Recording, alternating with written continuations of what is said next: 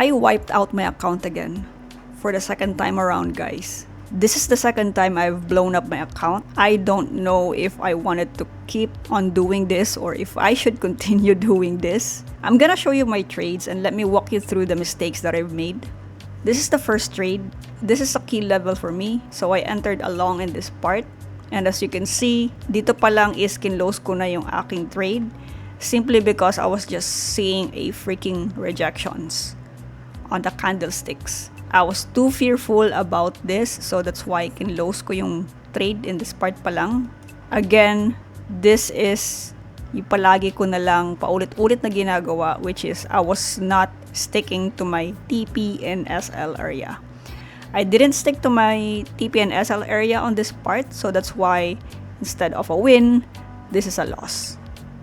Another trade is this one. We are actually looking at a 5-minute time frame, and I was also looking in a 15-minute and a 30-minute time frame on these trades. I was entering in Asian session open. I entered here. I entered short because I was just simply following the trend. So, as you can see, nag-consolidate yung price dito sa area na to. Nag-consolidate siya sa key level.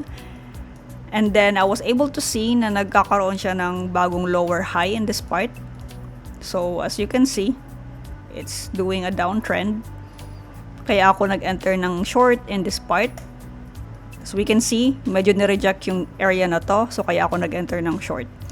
After ko mag-enter ng short, unfortunately, I got stopped out. So, this is a loss. Another trade is this one. I entered along in this part. And unfortunately, I got stopped out as well. This is just 1:1 risk-reward ratio. So, I entered long in this part because I thought that it's gonna try to continue to go up. As you can see, naglagay ako ng trend line. And unfortunately, nireject siya dito sa part na to.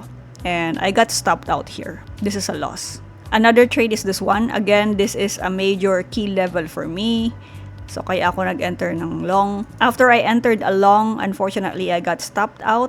So, this is another loss. Another trade is this one. This is a win naman. At least, nagkaroon ako ng isang win. So, naglagay ako ng downtrend trend line dito sa part na to. And as we can see, na-reject niya yung part na to. So, nag-enter ako ng short. And I was able to take profit here. This is 1:2. So, somehow, medyo nabawi ko yung previous losses ko in this trade. So, this is a good trade. I was just simply following the trend, guys. So, this is a win. Another trade is this one. As we can see, hindi niya alam kung saan pupunta yung price. So, nagbabounce siya dito. Nag-enter ako ng short in this part is simply because, again, previous trades, I was following the trend. So, nag-bounce siya dito sa area na to. So, kaya ako nag-enter ng short in this part. And unfortunately, I got stopped out. Ilang candlesticks pa lang, na-stopped out na ako. This is a loss. Another trade is this one. So, this, I took a long in this part. So, after ko mag-take ng long in this part, as we can see, nag-consolidate yung price dito sa area na to. As you can see, ang dami niyang wicks. So, price doesn't really know where to go. Nagko-consolidate lang siya sa area na to. And it doesn't know kung tutuloy siya pababa or tutuloy siya pataas. So, after ko mag-enter ng long, hindi inabot yung aking take profit area. As you can see, guys, ilang pips na lang yan. Hindi niya talaga inabot. And tumuloy siya pababa. So, instead of a win, this is a loss. Another loss for me.